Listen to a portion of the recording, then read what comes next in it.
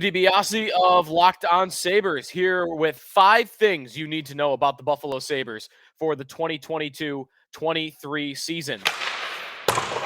Thing number 1, there's a new goaltender in town. Eric Comrie, formerly of the Winnipeg Jets, signs a multi-year deal with the Sabres in free agency. Last year, it was a lot of Craig Anderson and a lot of other guys playing 4, 5, 6, 7 games. 7 goalies in total played for the Sabres last year. They are looking to stabilize that position.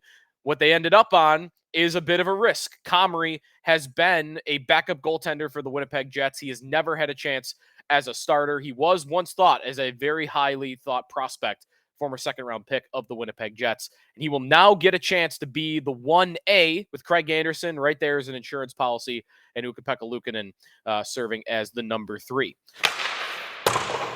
Thing number 2 to know about the Sabres for this season. It is a youth movement, and it's a different strategy than we're seeing with division rivals like Detroit and Ottawa. Detroit with a lot of free agent moves in the offseason, adding veterans, making trades. Ottawa, of course, I mean, they're even more so went down that path with Claude Giroux and trading for Alex DeBrincat. They made moves to hit the fast forward button. The Sabres are trying to do it internally. They are trying to do it with the youth movement. Prospects like Jack Quinn, who should be in the NHL this season. JJ Peterka should be in the NHL this season. Of course, Owen Power, who is the Calder Trophy favorite, and potentially Ukko-Pekka Luukkonen in net being up by the end of the season. Those 4, with a couple of others prospects sprinkled in, the Sabres are counting on them to step in and be the improvement the Sabres see from last year to this year. Thing number 3 for the Sabres this year, there is going to be a new captain. I'm putting my chips on Kyle Okposo to be the first captain since Jack Eichel, which was only 2 years ago, but they went without a captain last season. Okposo has been the de facto captain not only last season, but honestly, since Eichel was here. He has always kind of been seen as he's really the captain. He's the voice in that room. He's the leader in that room. His teammates call him dad. You really can't give the captaincy to anybody else when one guy's being called the dad of the team. Now, this might only be a 1-year thing. Okposo has a 1 year left on his 6-year contract, and then he will be a free agent. Maybe there's another contract. Alex Tuch is a very popular player, and fans want to see him be the captain. I think he is the next captain, but Okposo has kind of earned it, and he is the voice in that locker room. So I think Okposo will get the C for the Sabres.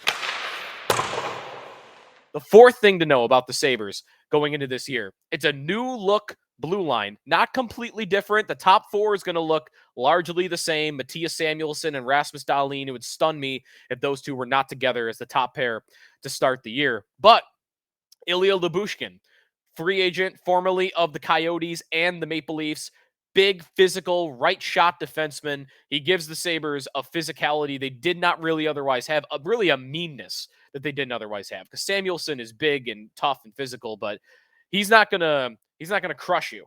And Lyubushkin will break you in half if you're coming over the middle of the ice. So a little bit of that grit, a little bit of that meanness, and he's a good, solid 2-way defenseman. Ilya Lyubushkin, the big name that's different, veteran-wise, of course, Owen Power playing a whole season will be number 1 that's different for the Sabres. 8 games last year. He'll be a full season this year. And again, he is the Calder Trophy favorite. Thing number 5 for the Sabres this season, fans have expectations. And if you're not in Buffalo, you know that this team has been a joke and they have been kind of a doormat, a laughingstock. But the Sabres fans are hopeful for the first time in years. I would not say they've been hopeful and excited for a season in maybe 3 or 4 years at least. And last year there was a hope because it was new and because it was going to be different, but nobody thought the team could get good. This year, expectations are certainly managed, but fans think there's a chance this team gets good. And the over-under point total, for instance, right now is at 77.5 points at betonline.ag.